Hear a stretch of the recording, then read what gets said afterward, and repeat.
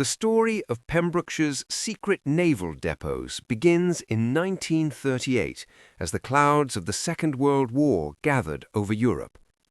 The British Admiralty needed a secure inland location to store vast quantities of naval mines and munitions far from the reach of enemy bombers.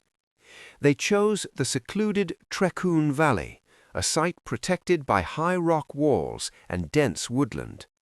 Construction of the Royal Naval Armaments Depot, or RNAD Trecwn, was a massive engineering feat. It involved boring 58 enormous tunnels directly into the igneous rock of the valley sides, creating a subterranean fortress that was virtually invisible from the air and remarkably resilient to accidental explosions. The sheer scale of the engineering at RNAD Trecwn is often difficult to grasp without venturing into the valley itself. Each of the storage tunnels was meticulously blasted into the hillside, extending roughly 200 feet into the dark rock. To prevent the accumulation of volatile dampness or explosive gases, a sophisticated natural ventilation system was integrated into the design. The floors were finished with spark-proof asphalt, and every piece of metal equipment was grounded to prevent static discharge. This obsession with safety was born from the volatile nature of the main fill explosives stored within, such as amatol and later torpex, which were the lifeblood of the British Navy's anti-submarine warfare. At its peak during the height of the Second World War, the workforce at Trecwn swelled to over 1,500 personnel. This included a mix of specialized Royal Naval Armament Corps officers and a massive civilian labor force recruited from the surrounding Welsh towns. The depot operated on a strict three-shift system, ensuring that the valley was a hive of activity 24 hours a day. To move heavy ordnance within this hidden complex, engineers installed a unique 18-mile narrow-gauge railway. Because conventional steam locomotives posed a fire risk, the depot utilized specialized flame-proof diesel locomotives and even experimented with battery electric power. These small but powerful engines hauled bogie wagons specifically designed to cradle the cylindrical shapes of naval mines and torpedoes.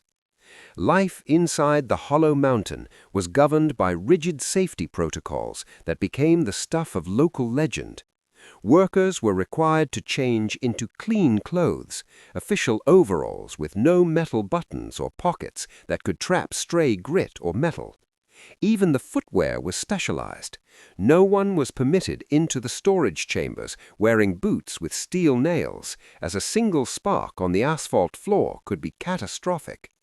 One local anecdote tells of a new recruit who was sent home on his first day because he had forgotten to remove a single brass farthing from his pocket. The security search at the Cleanway entrance was that absolute. While Trecwn served as the primary storage brain, the facility at Milford Haven, known as Newton Noise, acted as the maritime gateway. Originally a ship-breaking yard, the site was transformed into a high-capacity loading terminal.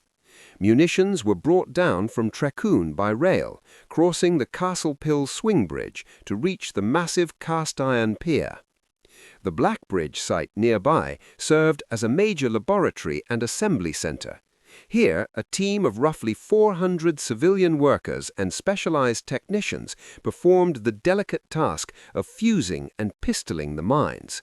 This was high-stakes work, requiring absolute precision, as any error in the assembly of the sensors could render a mine useless or cause it to detonate prematurely.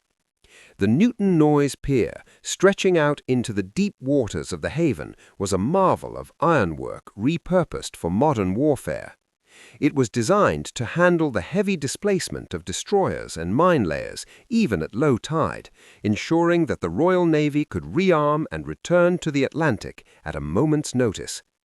The pier was equipped with massive electric cranes that could pluck a 2,000-pound mine from a rail wagon and lower it into a ship's hold with surgical accuracy. This seamless connection between the inland tunnels of Trecwn and the deep-water berths of the Haven made Pembrokeshire one of the most efficient naval logistics hubs in the British Empire.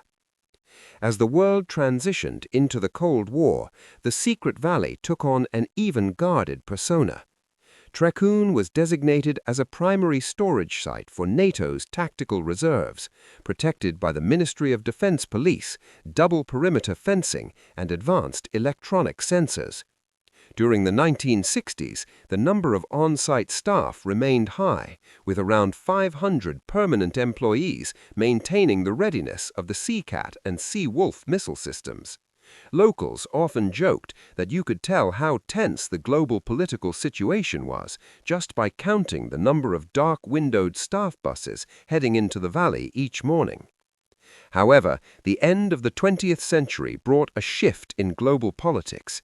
In 1992, the government announced that both depots were redundant. When the final gates were locked in 1995, it wasn't just a military facility that was lost, but a specialized way of life that had sustained generations of Pembrokeshire families.